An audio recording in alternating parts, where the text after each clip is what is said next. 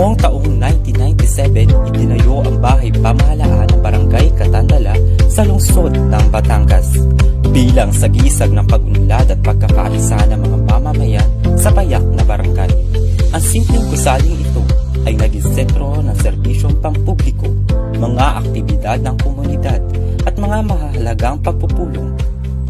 Bagamat payak ang disenyo nito, naging simbolo ito ng pagsisikap ng barangay na paglingkuran ang kanyang nasasakupan.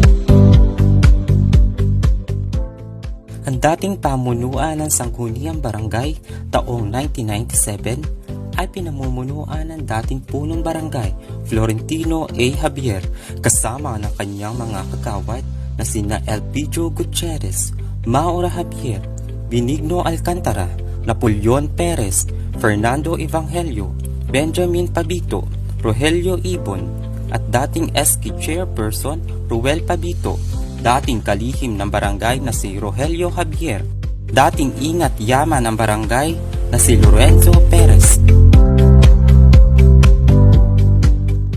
Sa adhikaing magkaroon na maayos at matatag na tanggapan, ay naitayo ang bahay pamahalaan sa pamumuno ng dating halal na punong barangay Honorable Florentino A. Javier na siya dating namumuno sa maliit na pamayanan kasama ang Sangguniang Barangay taong 1997 na pinamumunuan naman at nasasakupan ng dating alkalde ng lungsod ng Batangas, Mayor Eddie B.D. Macuja, mula sa donasyong lupa ng mag-asawang Leonardo at Feliciana Perez at kanyang pamilya na matatagpuan sa sitio Ilaya ng Barangay Catandala. Umaga po sa inyong lahat. Ang layunin ko po bilang naging Pangulo ay magkaroon ng barangay hall nang huwag laging sa silong ng mangga kami nagsisisyon. Kaya ang aking pong tinawag ang aking mga kagawad upang pag-usapan ang bagay na yan. Sa amin pong pag-meeting ng aking mga kagawad, akin pong tinanong sila kung saan pwede kaming humingi ng tulong upang pagtayuan yung naturang barangay hall. Ngayon, napagkaisahan po namin na sa aking bayaw kami makiusap na tabi ng stage ng school. Ang hamon ko po, una ay nang magkaroon ng sariling opisina upang ang mga taga-barangay ko ay magkaroon ng alam na laging doon sila pupunta sa kanilang pangangailangan.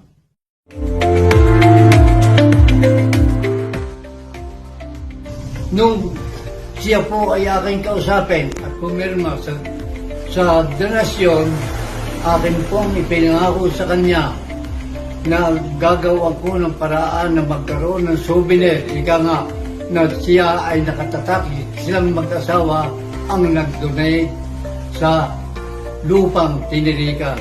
Kaming lahat, aunang-unay ako, at pati yung aking mga kabarangay ay nagpapasalamat kay Mayor Eddie D. Macuja at binigyan kami ng ganitong building upang ang lahat ng mga pangailangan ay doon pumunta ang aking mga kabarangay.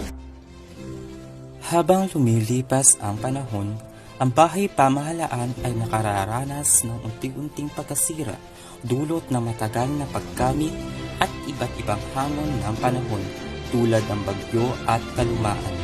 Sa kabila nito, patuloy itong naglingkod sa komunidad. Makalipas ang halos 28 taon, ay kinakailangan na itong isaayos upang maipagpatuloy ang magandang serbisyo sa mamamayan. Kung kaya't ito ang pinagtuunang pansin na ilapit ang suliranin sa kasalukuyang punong lungsod ng Batangas.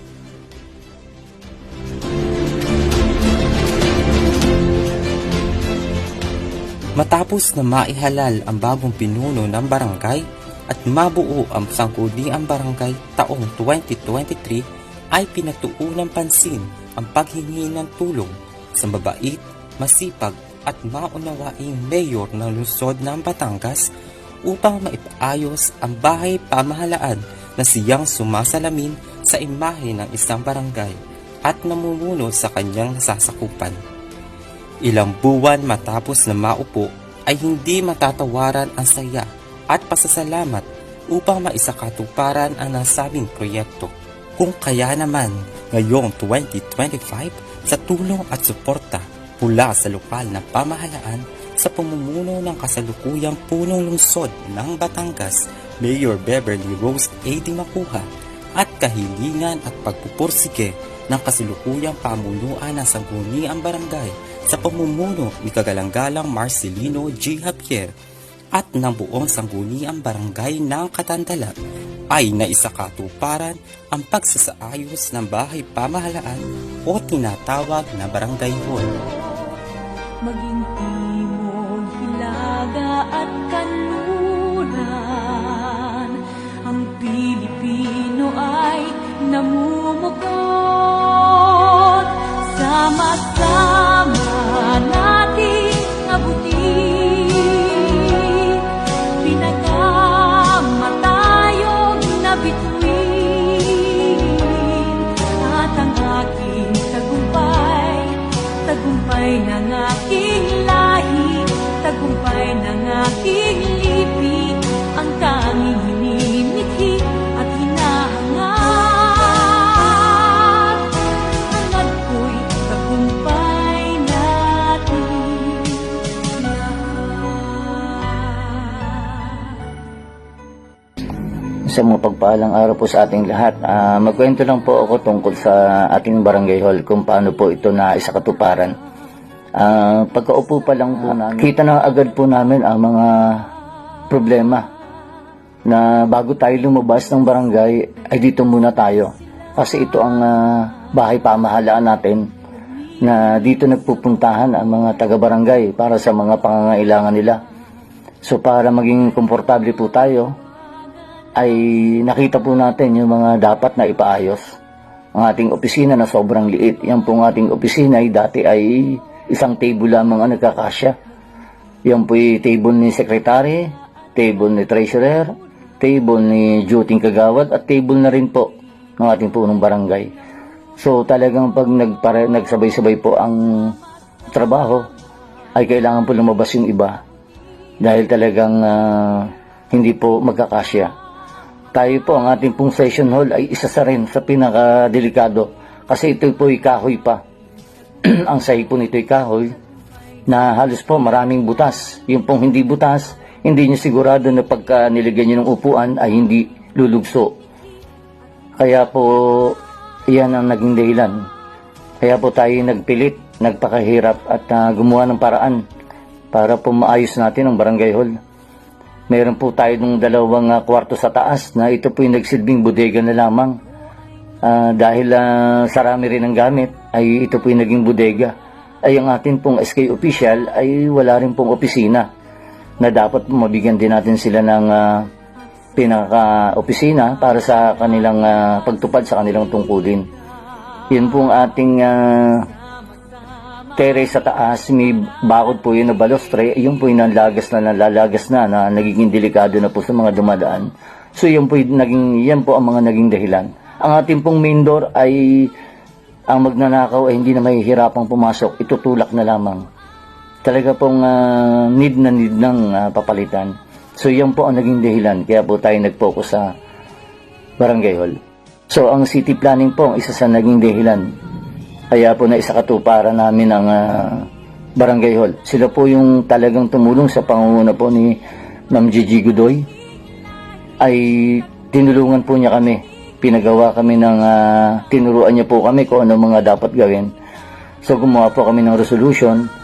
At nung pagpunta po namin kay Mayor ay sa kabutihang palad ay hindi po nagdalawang isip na maaprubahan.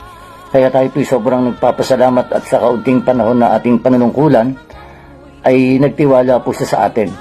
Kaya po tayo ay sobrang nagpapasalamat kay Mayor Beverly Rose Dimacuja at kay Congressman Marby Marino sa tiwala po na ibinigay sa ating sanggunian.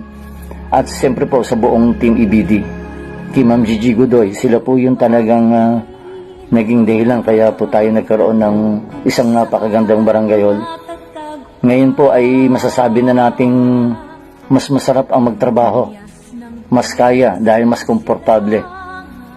Nagkaroon din po ngayon ng opisina ang ating SK official at meron din po ang punong barangay. Yan naman po ay hindi para sa akin. Yan po ay para sa punong barangay.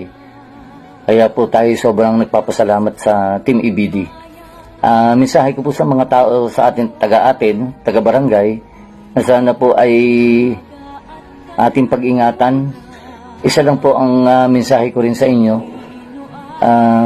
Sana po ay kung ano po ang ibinibigay na tulong sa atin ng ating mayor na ganun kadali na naibigay sa atin, sana naman po ano man din po ang kanilang maging hiling sa atin, ay tayo po ay pagbigyan sila.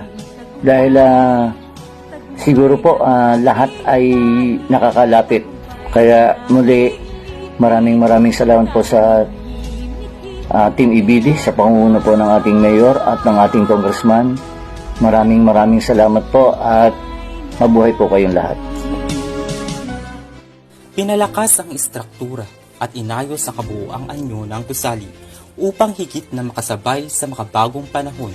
Ang bagong anyo ng bahay pamahalaan ay hindi lamang simbolo ng pagbabago, kundi pati na rin ng panibagong yugto ng paglilingkod para sa mas maunlad na kinabukasan ng barangay at ng mga mamamayan nito. Ang dating punong barangay na si Kagalang-galang Florentino Javier ay ama ng kasulukuyang punong barangay o kapitan na si Kagalang-galang Marcelino Javier. May pinagpapatuloy ang mga pangarap at legasiya para sa barangay. Ganoon din naman ang dating alkalde ng Batangas na si Mayor Eddie B.D. Macuja ay siya namang ama ng kasulukuyang punong lungsod ng Batangas na si Mayor Beverly Rose A.D. Macuja.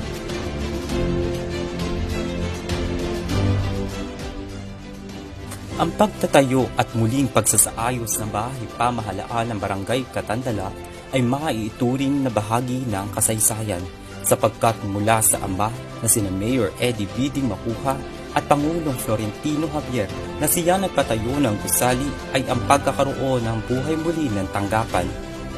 Mula sa kanilang mga anak na sina Mayor Beverly Rose A.D. Macuja at Kapitan Marcelino Javier matapos ang 28 taon. Mula sa sangguniang barangay ng Katandala ay taus-pusong nagpapasalamat ang buong sanggunian sa mag-amang Eddie and Beverly Rose T. Macuja sa pagsasakatuparan at pagtugon sa kahilingan na maitayo at maisaayos ang bahay pamahalaan. Nagpapasalamat din ang sangguniang barangay sa mag-asawang Mayor Beverly Rose T. Macuja at Congressman Marvin Marino, sangguniang panglungsod, City Planning Office, City Engineering Office at sa lahat ng kabahagi sa pangarap at pagsasakatuparan ng proyekto para sa ikauunlad ng Katandala na kabahagi ng pag-unlad ng lungsod ng Batangas. Sa isang maunlad na barangay at maunlad na lungsod, ano pa ba ang mahihiling kung may isang maayos at mabait na punong lungsod, masigasig at masipag na congressman? Kung kaya't sa Team EBD, maraming salamat po. Tulad ng punto ng bawat Katandalenyo, alae, tagarini ako sa Katandala. Mabuhay ang mamamayang Katandalenyo. Mabuhay ang maunlad na lungsod ng Batangas.